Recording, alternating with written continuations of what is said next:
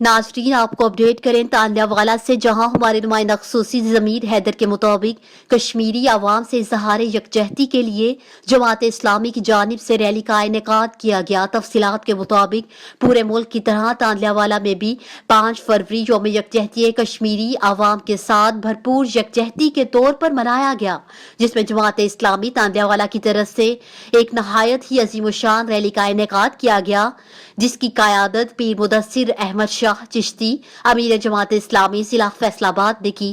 Rally مرکزی دفتر جماعت اسلامی پل نہر بنگلہ تانیہ والا سے شروع ہو کر مکمل بازاروں سے ہوتی ہوئی اختتام پذیر ہوئی۔ ریلی میں سینکڑوں کی تعداد میں افراد نے شرکت کی، جنہوں نے کشمیر اور جماعت اسلامی کے جھنڈے اٹھا رکھے تھے۔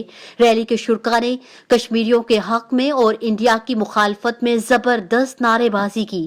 اس یکجہتی کشمیر ریلی میں Chaudhry Shahzad Dalera, advocate general secretary bar association Tania والا، مقصود احمد بٹ، صدر انجمن تاجران تانیہ والا کے علاوہ وکلاء، ڈاکٹرز، تاجرز، کسان، طلباء، جے آئی یوتھ کے نوجوان اور صحافیوں کی کثیر تعداد نے شرکت کی۔